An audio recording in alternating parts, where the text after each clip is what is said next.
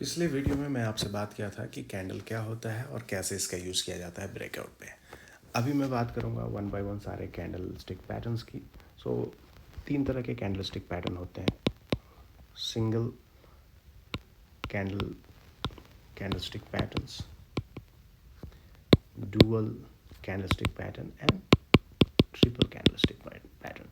सो मैं यहाँ पे स्टार्ट करूँगा कि एक अकेला कैंडल किस तरह से प्राइस एक्शन की स्टोरी आपको बताता है और वो क्या इंडिकेट करने की कोशिश करता है, और कितने सारे ऐसे सिंगल कैंडल स्टिक पैटर्न होते हैं वन बाय वन मैं बताऊँगा। तो आज मैं आपसे बात करूँगा एक सिंगल कैंडल स्टिक पैटर्न की, जिसको कहते हैं मारुबोजू। जब कभी किसी भी कैंडल में विक्स या टेल बिल्कुल नहीं होते हैं या नेग्लिजिबल होते हैं तो उसे मारुबोजू कहा जाता है। फॉर एग्जांपल अगर आप राइट साइड में इस कैंडल को देखें तो ये जो पार्ट है ये इसका विक या टेल है।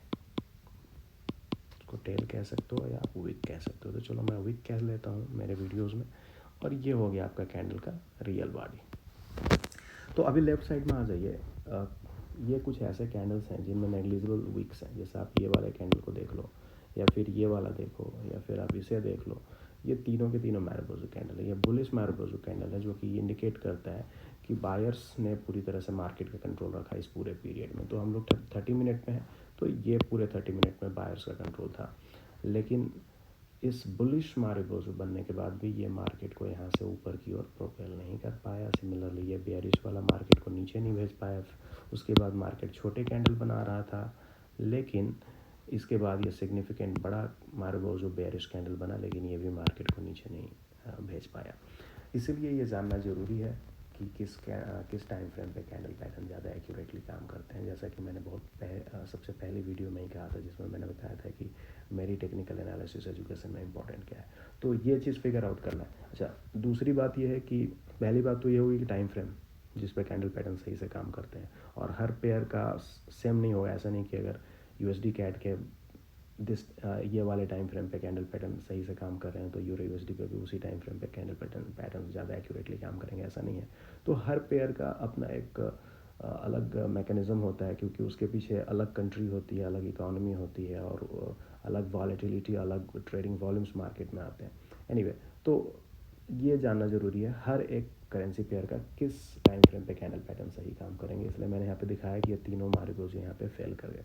एनीवे, तो ये आप सीखेंगे हमारे आगे के वेबिनार्स में, पेड वेबिनार में। खैर फिलहाल मैं वापस आ जाता हूँ कि एक और पैटर्न है कि आप कैंडल पैटर्न के आधार पे या कोई भी एक सिंगल टेक्निकल फैक्टर के आधार पे ट्रेडिंग डिसीजन नहीं लेते हैं। तो आपको ये भी जानना ज़रूरी है कि भाई आपने अगर टाइम फ्रेम फिगर आउट कर भी लिया तो फिर आपको ये जानना ज़रूरी है कि कैंडल पैटर्न को और कौन से टेक्निकल फैक्टर के साथ कंबाइन करें, ये जानने के लिए, एक एक्यूरेट ट्रेडिंग सेटअप पता लगाने के लिए।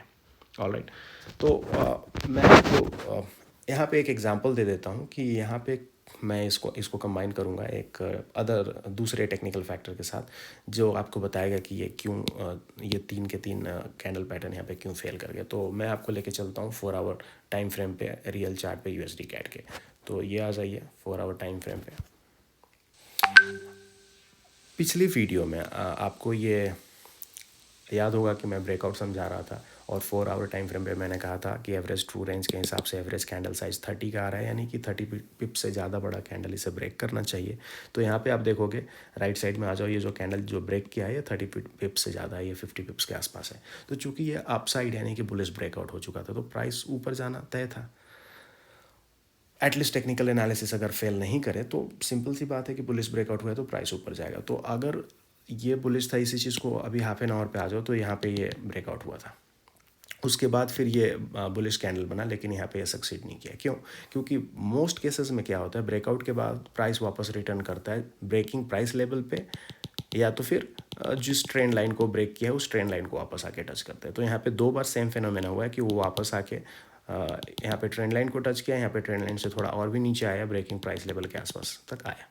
तो ये चीज़ अक्सर देखी गई है, और उसके बाद प्राइस फिर फर्दर उसी जिस डायरेक्शन में ब्रेकआउट हुआ उसी डायरेक्शन में कंटिन्यू होती है। तो इसलिए ये आपका कैंडल पैटर्न यहाँ पे फेल कर गया। उसके बाद फिर ये बेरिश बना, ये भी सक्सीड नहीं हुआ क्योंकि ये बुलिश ब्रेकआउट था। Eventually price was suppose to go to the upside, वो ऊपर जाना था। यहाँ पे भी सेम बात मैं कह सकता हूँ कि ये बेरिश मारुबोजू फेल हो जाता है क्योंकि ये प्राइस तो ऊपर जाना था।